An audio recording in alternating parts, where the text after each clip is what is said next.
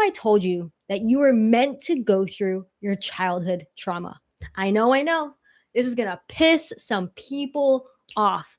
I could already see it in the comments when my channel grows and things, and people are going to stumble across this video and they're going to be like, you just said what? And yeah, I said it. I said, what if you were meant to go through your childhood trauma? I know that's really gonna it's gonna just pick at that little chip at your shoulder. But what if you going through that? First off, what if you somewhere in the ether beyond your body in a past life, future life, now life said that I wanted to go through this experience as a childhood so that I could come out on the other side of it so that I can help others not experience the same thing? What if you were meant to come over that hill and onto the other side of that to tell people that you can do it too?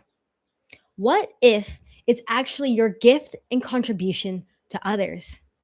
What if your childhood pain is your life's purpose? Which for me, I think is quite controversial right now. Because a lot of people are talking about their childhood trauma this, trauma that, and everyone's going to therapy talking about their childhood trauma. Okay, and what? Now what are we going to do about it? Are we going to keep allowing other people to go through the same experiences? Are you going to show people how you're still watching this video somehow so you have came on the other side of it? Like what are we going to do with this it's not even a problem. What are we going to do with this contrast from what we would have preferred? And I say this because I would have preferred for someone to have not okay, let me back it up. I'm getting all I wanted to express myself today. That's why we're here. And I'm also feeling a little bit of speed because I have a fun meeting in 30 minutes. I'm going to a philosophy meetup somewhere pretty far away. And yeah, but I really wanted to show up here and really express this and share this because I'm wanting to share that it was my own personal epiphany to realize or to remember that maybe I shook hands with the universe to say, hey, I want to have a human experience. I may want to go through this particular experience so that I can be the hero in my own journey and to guide others who are going through a similar situation on how they can overcome it. And I got to write this note down just so because it's coming to me now.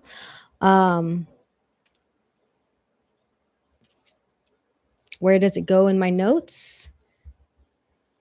Oh, let me see if I could just put it here. Maybe it'll make sense. Okay. Sure.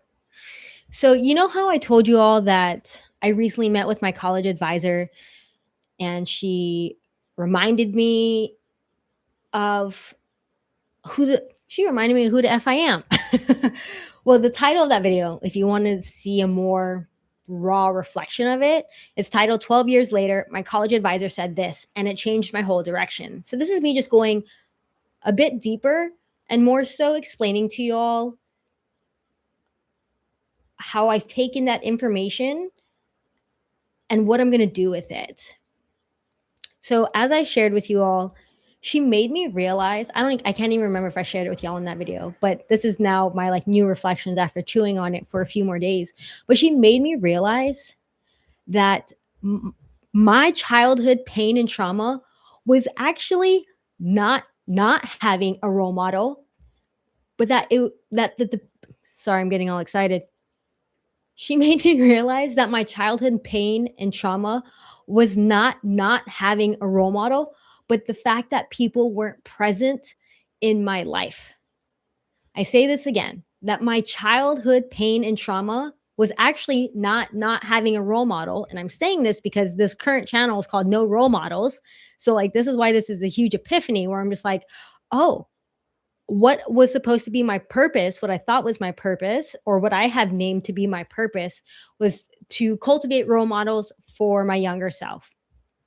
Actually, I have learned and remembered from that conversation that it's not actually role models or lack thereof that I didn't have as a kid.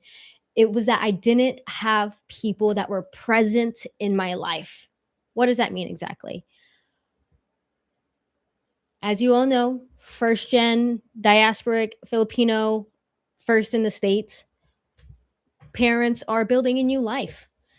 And they weren't present in my life. They were present in the household, but they were not present in my life. And now that could be a generational thing, that could be an immigrant experience thing, that could be a Filipino thing, that could be just of the times thing. It could be all kinds of things. But the reality is that the pain that I experienced was I wanted someone to be present in my life. But I want to be clear that there's a difference between being present and having presence. And I say this because I remember being younger and like visiting during college, my college years. And I remember used to saying, this house is not a home. So it's kind of the same thing. Yes, they were present in the house, but they didn't cultivate presence in the home. And so what that means to me is that people can be present in the house, but it doesn't mean that they're actually like present and have presence in your life. And what that looks like to me is someone being interested in my life and in my well-being, but not like but like well-being beyond survival. Okay, because my parents, they gave me food, shelter, and water, and they gave me more than enough in terms of money and resources, and so that I can go search for my own opportunities and get my questions answered, X, Y, and Z. They provided more than enough. But what my little heart wanted was for them to ask me how my day at school went. Wanted them to ask me just to be interested in my life. I remember that I had to practically beg my mother to show up for my last varsity basketball game my senior year. And I only begged her knowing that she has rarely went to any of my games and I've been in sports since the 7th grade because I didn't want to be the only kid, the only player that didn't have someone in the stands to give a rose to, because for some reason senior year was meant to give it to someone who has supported us and who is meaningful to us, which my mom has supported me and is meaningful to me. So that's why I was like, I really want you there. But yeah, I just remember it was a big ask. It was a big ask for her, for me to her to be like, hey, can you show up for my game?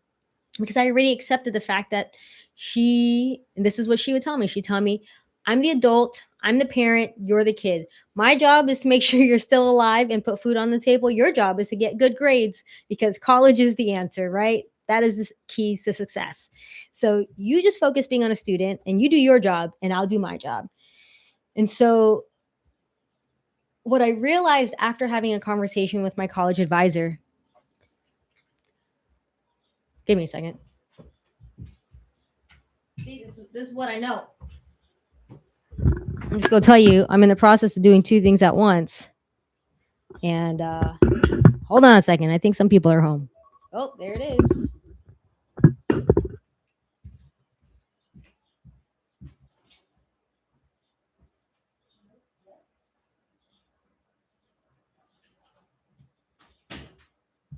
What is that, 7? It's done at 7. Okay.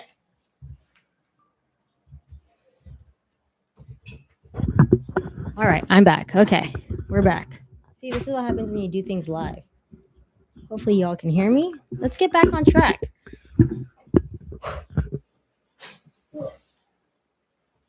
Thanks for your patience as we are doing things live. Okay. Where'd my button go? Oh, there it is. Okay. All right. What I realized, I realized that I wasn't looking for a role model because I was too rascal to listen to anyone's advice. What I mean by that is that I didn't necessarily want to follow in my parents' footsteps. I didn't necessarily wanted to follow in honestly anyone's footsteps. I even remember being in university and when I was talking about wanting to be a talk show host, I remember oftentimes when I was giving an example of what kind of talk show host I wanted to be, I said like Ellen and Oprah, but like me. And so, yeah, so I realized after talking to her, I was like, "Oh, I'm actually too much of a rascal, too much have my own like thing with authority. Like I'm not someone just because you're an authority, just because you're older, just because you're in a leadership position, just because you wear a certain uniform that you are right." And this has gotten me where I'm at. Like I remember, and I'm just going to be completely honest. Like I even remember my relationship with my dad. You know, he is 85 now, y'all. So he is much, much older. He had me when he was in his late 40s. So by the time I was like, can talk back, let's just call it what it is, talk back, being a teenager, he's in his 60s. And so I was already challenging him and being like, just because you're older, just because you are a parent, just because you're a man does not mean that you're right. And his ego did not like that. And my mama was like, "Psh, don't say that." I could feel it viscerally. My mom's like, "Shh, don't say nothing. Don't rock the boat." And I was like, "Girl, I'm gonna rock this boat because I don't agree with him. I actually think things could have been done better. And I don't like the way that he's talking to me." And yeah, to every Filipino, um, I'm not trying to put any disrespect on our name, but like also, yeah, I still feel that way. And I say that too because I remember even after university, I got called to my first jury duty, and one question, and I believe it was the defining question as to why they chose me to be on the jury, is that they asked me something along the lines that if an officer says something, blah blah blah blah blah, like, is he right? And I was like, no. I was like, just because they're wearing uniform doesn't mean that they're in the right all the time. Like, come on now. And I believe that was a question why they got me on the jury duty. And now, that was a whole different experience. Nonetheless, what I'm trying to say is that I realized after that conversation is that my pain point was not that there was a lack of role models, but that and the reality that that's not what I wanted, and that I just wanted to do it my own way. But what I realized the pain point for me was the lack of presence and interest in my life. All right.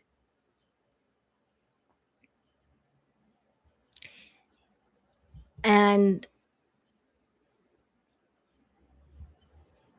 and if I could have had it my way, to my preference, what I would have liked is that someone to walk alongside me, even a little bit ahead, but we're still walking on the same path, and to allow me to be led by my own curiosity and intuition,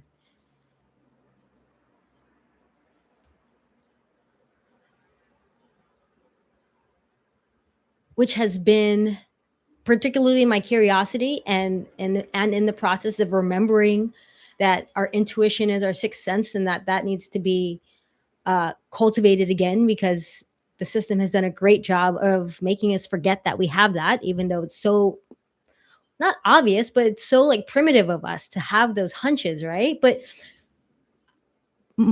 my north star and my compass has often been my curiosity. And so because of my curiosity, I started connecting the dots around this epiphany of like, oh my gosh, presence is the pain point and presence is the gift. And I say this because when I look back on my first YouTube channel, if for some reason you have stumbled across my first YouTube channel of me in my 20s and really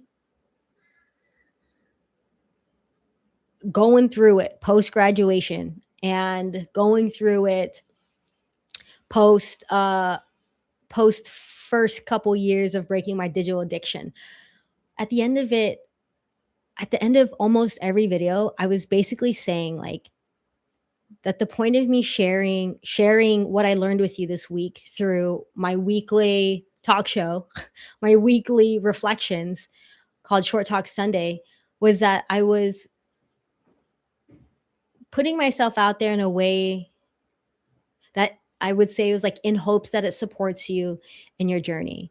And now that I think back at it, I really was communicating that I would like for you to walk with me and I would like to walk with you too. Like, I'm not asking for advice. You're not asking for advice. We're just here walking with each other on this path, on a similar path through this thing called life. And so I was like, okay, like that's a dot, right? I was like, okay, like I'm not far off. I've been doing this. That was a good 10 years of YouTube of wanting to walk with other people. But the reality is, when I think about it now, YouTube was not quite primed for that. Not even YouTube necessarily. The for lack of a better word, no, this is a word. Society wasn't quite primed for that. I think we were all just so excited that the internet was the internet and what it was, and that we were just excited to be there. And people, we were so full of ourselves. And there's nothing wrong with being full of ourselves. I think it's important for us to be full of ourselves and actually not full of others. But we were so full of others, actually, that, yeah, that just wasn't the time in terms of wanting to create community. That's not what people were most interested in because we were so fascinated by this new tool.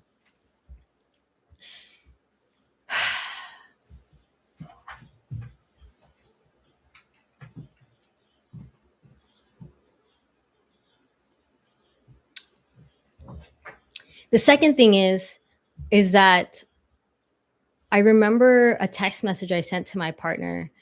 I don't know it verbatim. I tried looking for it to recall it, but I basically told them, and this is already, I already asked them to marry me like a couple days before Mother's Day. I remember texting them saying, it was a long text message, but I basically said, I was like, how can I help you create your own map, chart your own path, do your own damn thing? And they said, that was the proposal I was looking for. And I was like, girl, I'm like, okay. I mean, yeah, that's valid. Like that's not how I asked. But if that's a proposal you're looking for, well, you better buckle up. And which they're currently doing right now. And it is uncomfortable when you chart your own path because it requires dying to your old self. So, and that dying to your old self and to everybody else on who they thought you were, and letting them know that you are no longer that person anymore, and you have pivoted. So, and then the third thing that was also an epiphany for me and just a connecting of the dots, and there's so many others, I'm just really sharing with you what is the top of mind, was that this is the reason why I'm so passionate about outwitting your device or death to digital distraction, or helping you break your digital addiction. Because I did it for myself and it took me 8 years to do it. But it's because in that practice of building a different relationship with my device, it allowed me to practice presence with myself, practice presence with others, and practice presence with a higher power. And so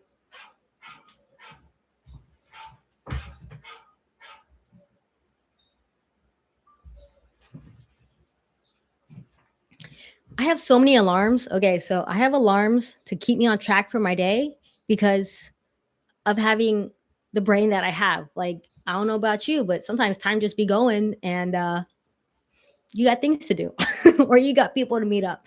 And so that's my reminder. So I'm just going to take a deep breath and be present here and now and just realize that I will arrive at the perfect time. And what's more important for me right now is to be present for this video, to be present to the other person on the other side, to be present in this expression that I want to share. So, as I said, it took me 8 years to break my digital addiction and to cultivate presence with myself, with others, and with a higher power. And this all goes back. This all goes back to connection and to feel connected. And the other dot that I connected with all of this was I looked back on my LinkedIn and I saw the 52 to 54 experiences I have listed. And practically every single one of them, there's a couple gig jobs in between, but practically every single one of them was about connection. And realizing that it is difficult to connect when you're not present, when you're not paying attention, when you're not curious, when you're not interested.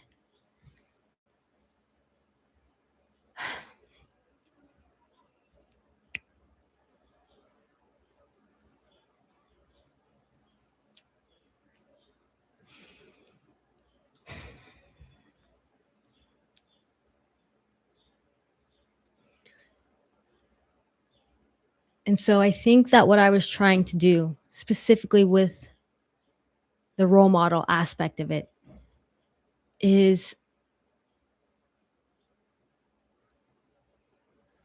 to curate those who have and or practicing those qualities of curiosity, of connection, of interest.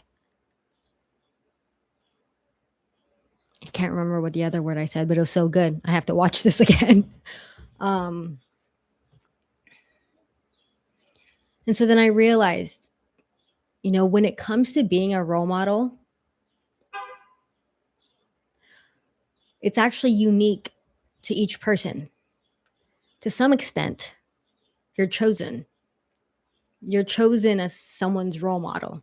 That's not a title that you're given. You're chosen by somebody that feels like they can see themselves in you because of a similar situation that you've overcame, because of similar identities, similar interests, a sense of connection. They feel connected to you.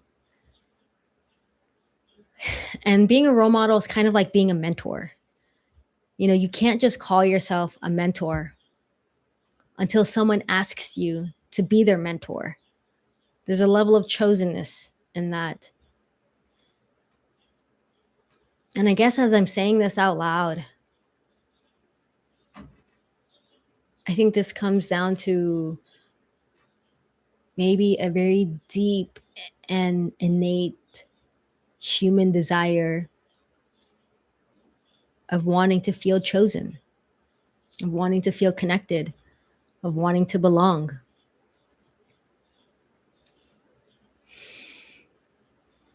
And I say this given the fact that my mom just turned 75 on July 14th.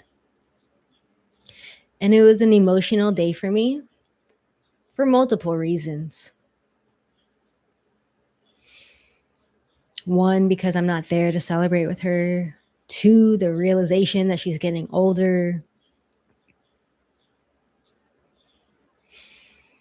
But three, I stumbled across her Facebook and I started looking through all her photos because I wanted to find a few to post on Instagram. And as I was finding pictures of her of when she was younger, pre-immigration, post-immigration, I saw pictures of her and my older half sisters and my Lola.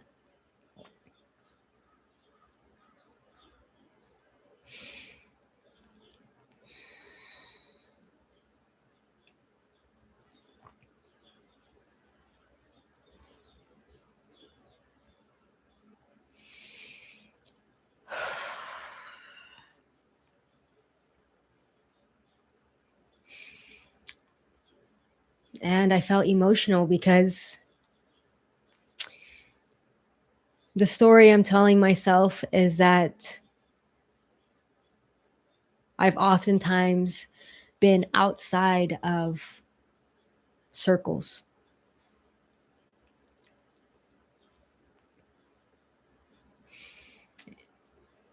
And when it comes to them, it's often been the four of them, my Lala, my mom, and her two kids. And, I think what I was thinking about during her birthday was just like,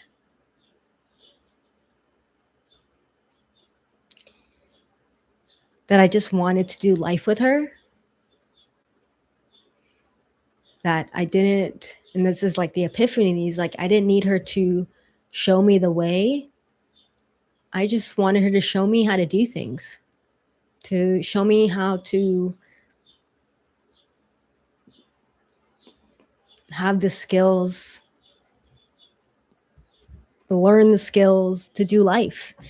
Given the fact that my mom's been an entrepreneur since she's been here, or a small business owner, or self-employed, whatever the word is, but charted her own path, you know, being that Rascal role model just by being herself, and how much the pain, right? Where it's like, I wish, or I would have preferred that she just had me like come alongside her and to help her with her business. It could have been as simple as going to go print some papers, or stapling, or organizing things for her. And that would have been enough. And, or at least maybe this feeling wouldn't feel so potent. And to be honest, it probably would have been then another thing, right? But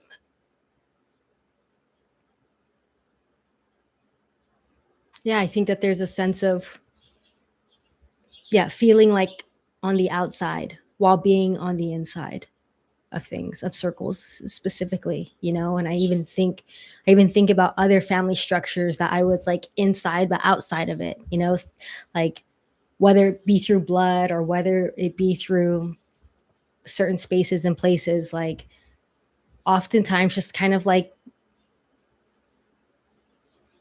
witnessing from the outside looking in and wondering why I didn't feel that same connection that I was witnessing and observing.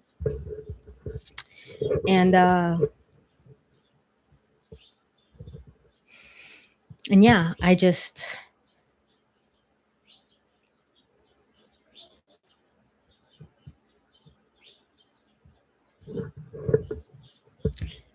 I would have preferred for someone's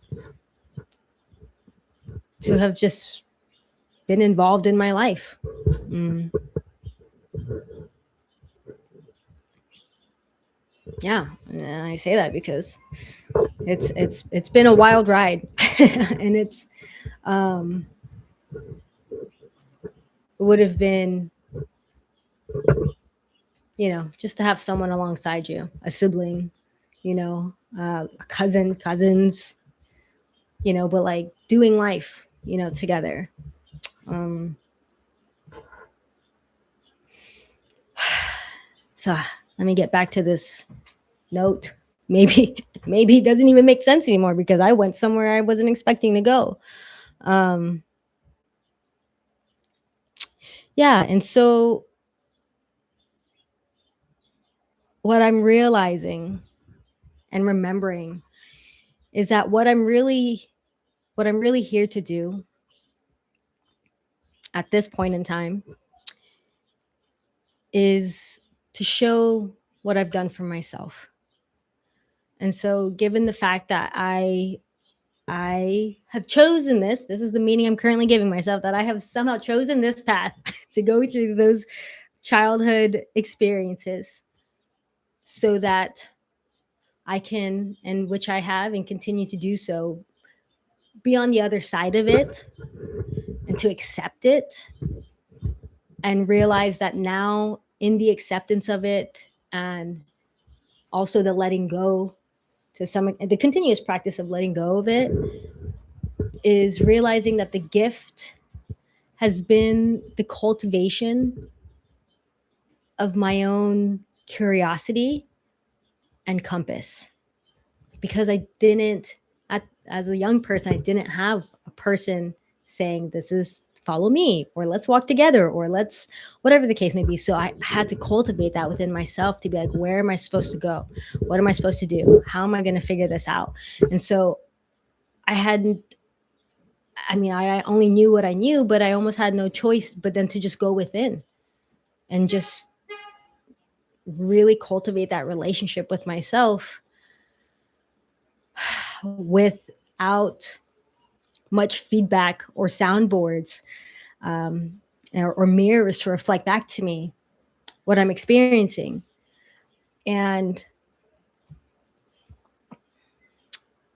that's what having that conversation with my college advisor reminded me of, was how important it was for me. I can't speak for others, but for me, for her to witness me and to witness who I was 12 years ago and who I am today. And that just her witnessing and observing, for her to reflect back to me, like, you've grown. You're not the same person. Like, ideally, that's what you would like from most situations in which everybody's growing at their own time, their own speed, their own ways. But just to have someone, for me, witness and say, like, yeah, I can tell there's a difference, and in a positive way, and to keep going. And yeah, and so then I just, I think back to that interaction with her, and I'm just like, man, I had it backwards in a way. Because if, like I said in the video, I said, like, I didn't stay connected to her because I was ashamed and embarrassed that I had nothing to show for. And she reminded me that my beingness is what I have to show for, and that is enough. It didn't have to be something tangible. It didn't have to be awards or accolades or a big house and a car and whatever, check all the boxes. That me, myself, and my beingness was enough and is enough. And again, the importance of that reflection back and that witnessing. I wouldn't be making this video right now and realizing that I'm like, oh, the pain point was actually a lack of presence. It's not actually the role model. And just realizing how important it is to have people in our lives that are interested in our lives and who are paying attention. And so it makes so much sense as to why I'm so passionate about breaking our digital addictions. Because how can we be present in people's lives and cultivate our presence in moments of connection if we're not paying attention? And you see it every single day. You see the kids with their tablets at the dinner table, the parents and the guardians have their phones at the restaurant, like the subway, everyone's heads are down, like, you see it. And so that's why I'm so passionate about it, because I'm remembering that life is so much sweeter when you get to do it with other people that you enjoy,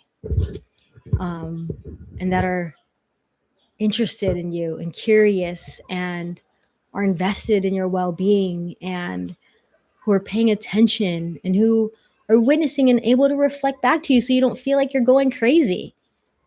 And that's the reason why I journal so much, because I was like, I'm going cuckoo. I'm going cuckoo if I don't record this and document this myself.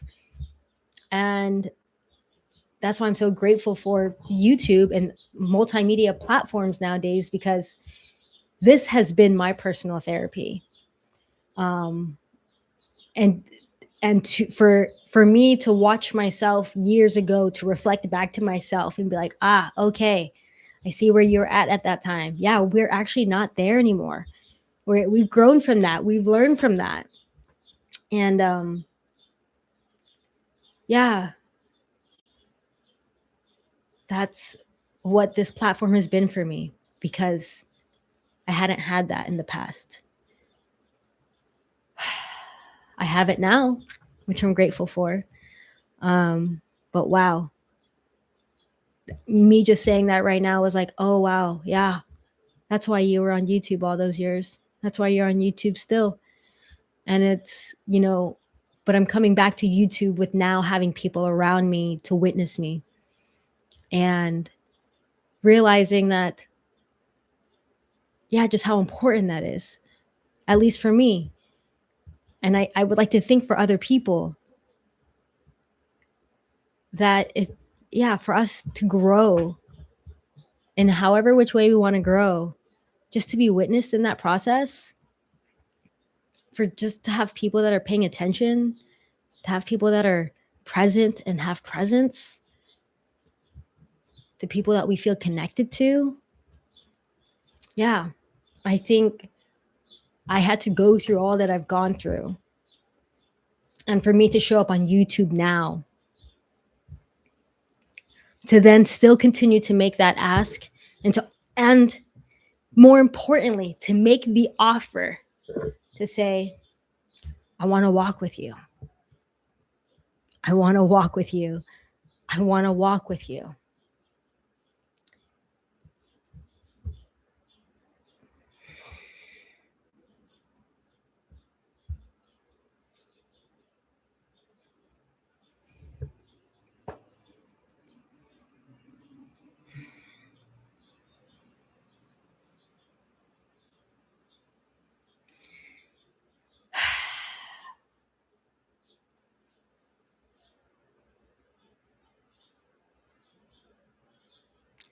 So, when it comes to my channel currently, I just want to show some progress here.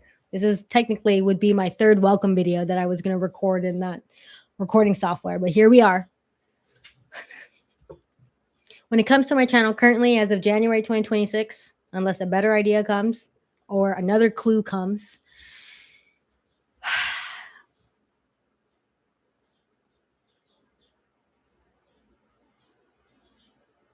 I'll be doing two things. One, I will still continue to platform Rascal role models, Rascals who are charting their own path, trailblazing their own path simply by being them, and that I feel like are positive influences in the greater collective consciousness and well-being of humanity and the planet. But second is using this as a platform to begin building a foundational curriculum on how you can be your own rascal by building a better relationship with our devices. And if that means breaking our digital addictions too, but more importantly, cultivating your curiosity, your critical thinking,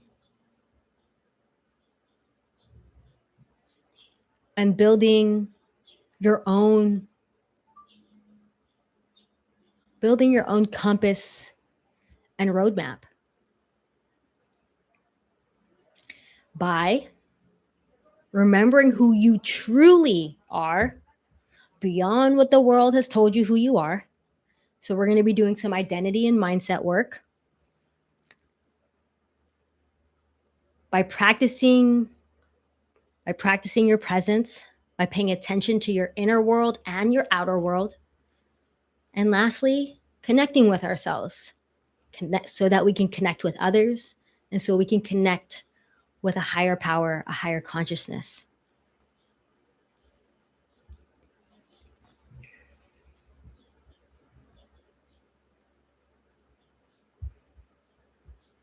And so if that's something that you're interested in, if you would like me to walk alongside you, if you'd like me to witness, to reflect back, to mirror, and to share my observations, I would like to do that with you. And so I just want you to know, like, I'm not here to tell you what to do. I can only share with you what's worked for me. They're just suggestions for you to consider. But at the end of the day, you have to make the decisions for yourself. Because that is the practice of cultivating your own compass, is to practice that discernment.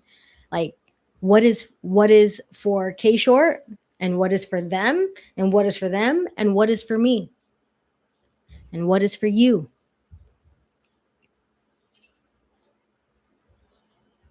But as we wrap it up, like I said, what if your childhood trauma is actually your life's purpose?